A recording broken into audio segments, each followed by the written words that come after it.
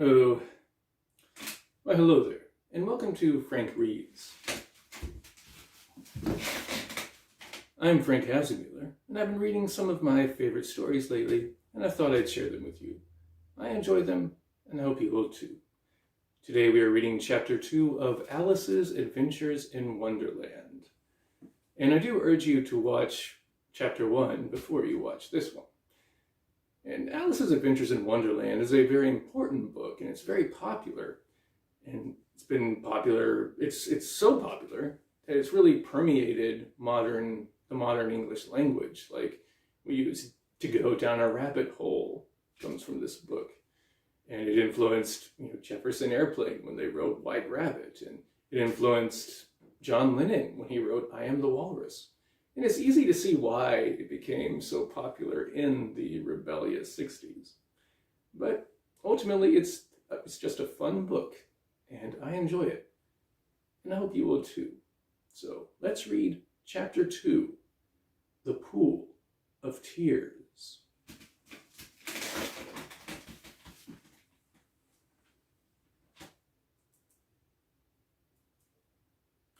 "Curiouser and curiouser!" cried Alice. She was so much surprised that for the moment she quite forgot how to speak good English. "Now I'm opening out like the largest telescope there ever was. Goodbye, feet!" For when she looked down at her feet, they seemed to be almost out of sight.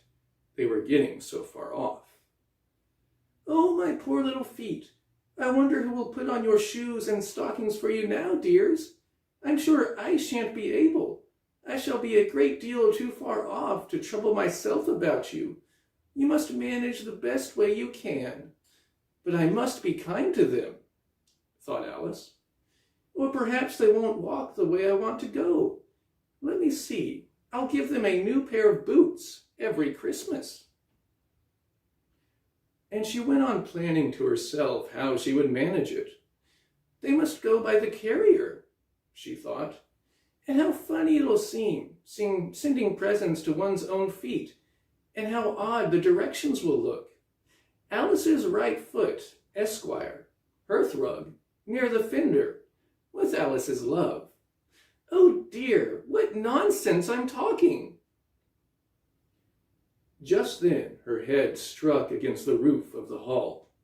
In fact, she was now more than 9 feet high, and she at once took up the little golden key and hurried off to the garden door. Poor Alice! It was as much as she could do lying down on one side to look through into the garden with one eye, but to get through was more hopeless than ever.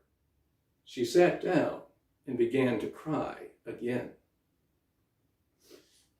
"You ought to be ashamed of yourself," said Alice. "A great girl like you," she might well say this, "to go on crying in this way. Stop this moment, I tell you." But she went on all the same, shedding gallons of tears, until there was a large pool all around her, about 4 inches deep, and reaching half down the hall.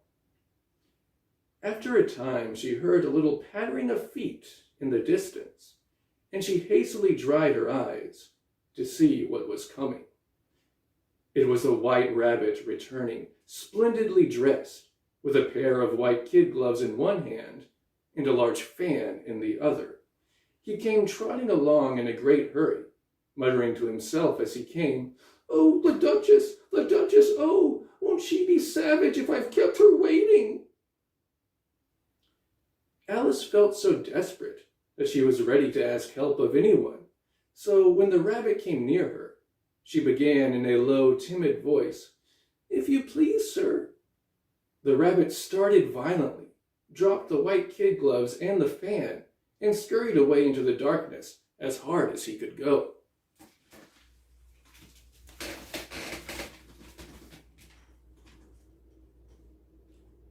Alice took up the fan and gloves, and, as the hall was very hot, she kept fanning herself all the time she went on talking.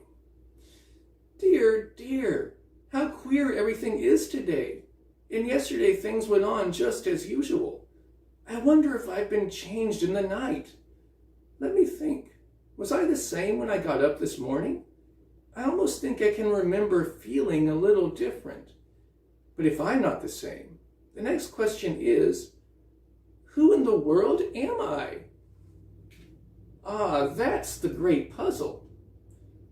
And she began thinking over all the children she knew that were of the same age as herself, to see if she could have been changed for any of them. I'm sure I'm not Ada, she said, for her hair goes in such long ringlets, and mine doesn't go in ringlets at all. And I'm sure I can't be Mabel, for I know all sorts of things, and she knows such a very little. Besides, she's she, and I'm I, and, oh dear, how puzzling it all is. I'll try if I know all the things I used to know. Let me see. 4 times 5 is 12, and 4 times 6 is 13, and 4 times 7 is, oh dear, I shall never get to 20 at that rate. However, the multiplication table doesn't signify. Let's try geography. London is the capital of Paris, and Paris is the capital of Rome, and Rome, no, that's all wrong, I'm certain. I must have been changed for Mabel. I'll try and say, how doth the little? And she crossed her hands on her lap, as if she were saying lessons, and began to repeat it. But her voice sounded hoarse and strange, and the words did not come the same as they used to.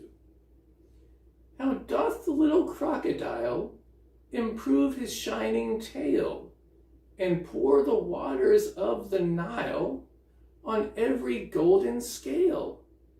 How cheerfully he seems to grin, how neatly spread his claws, and welcome little fishes in with gently smiling jaws.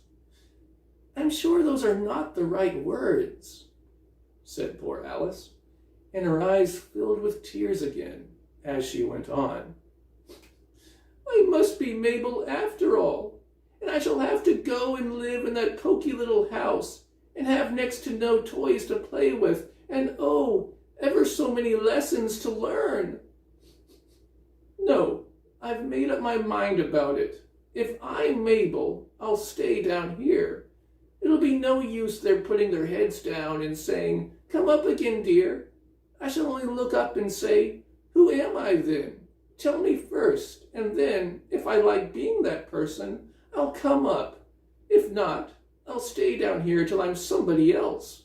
But, oh dear, cried Alice, with a sudden burst of tears. I do wish they would put their heads down. I'm so very tired of being all alone here. As she said this, she looked down at her hands, and was surprised to see that she had put on one of the rabbit's little white kid gloves while she was talking. How can I have done that? She thought. I must be growing small again. She got up and went to the table to measure herself by it, and found that, as nearly as she could guess, she was now about 2 feet high, and was going on shrinking rapidly. She soon found out that the cause of this was the fan she was holding, and she dropped it hastily, just in time to avoid shrinking away altogether. That was a narrow escape, said Alice, a good deal frightened at the sudden change, but very glad to find herself still in existence. And now for the garden. And she ran with all speed back to the little door. But, alas, the little door was shut again, and the little golden key was lying on the glass table as before.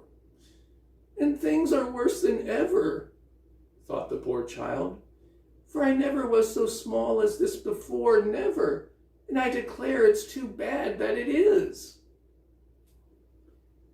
As she said these words, her foot slipped, and in another moment, splash! She was up to her chin in salt water. Her first idea was that she had somehow fallen into the sea. "And in that case, I can go back by railway," she said to herself. Alice had been to the seaside once in her life, and had come to the general conclusion that, wherever you go to on the English coast, you find a number of bathing machines in the sea, some children digging in the sand with wooden spades, then a row of lodging houses, and behind them, a railway station. However, she soon made out that she was in the pool of tears, which she had wept when she was 9 feet high. "I wish I hadn't cried so much," said Alice, as she swam about, trying to find her way out. "I shall be punished for it now, I suppose, by being drowned in my own tears. That will be a queer thing, to be sure. However, everything is queer today."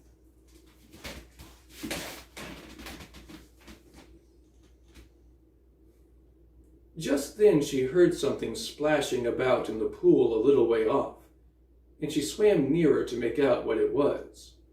At first she thought it must be a walrus or hippopotamus, but then she remembered how small she was now, and she soon made out that it was only a mouse that had slipped in like herself. "Would it be of any use now," thought Alice, "to speak to this mouse? Everything is so out of the way down here that I should think very likely it can talk. At any rate, there's no harm in trying." So she began. "Oh, mouse, do you know the way out of this pool? I am very tired of swimming about here, oh mouse." Alice thought this must be the right way of speaking to a mouse. She had never done such a thing before, but she remembered having seen in her brother's Latin grammar, "a mouse, of a mouse, to a mouse, a mouse, o mouse." The mouse looked at her rather inquisitively, and seemed to her to wink with one of its little eyes, but it said nothing. "Perhaps it doesn't understand English," thought Alice. "I dare say it's a French mouse, come over with William the Conqueror." For, with all her knowledge of history, Alice had no very clear notion how long ago anything had happened. So she began again. "Oui, me chat?" which was the first sentence in her French lesson book. The mouse gave a sudden leap out of the water and seemed to quiver all over with fright. "Oh, I beg your pardon," cried Alice hastily, afraid that she had hurt the poor animal's feelings. "I quite forgot you didn't like cats." "Not like cats?" cried the mouse in a shrill, passionate voice. "Would you like cats if you were me?"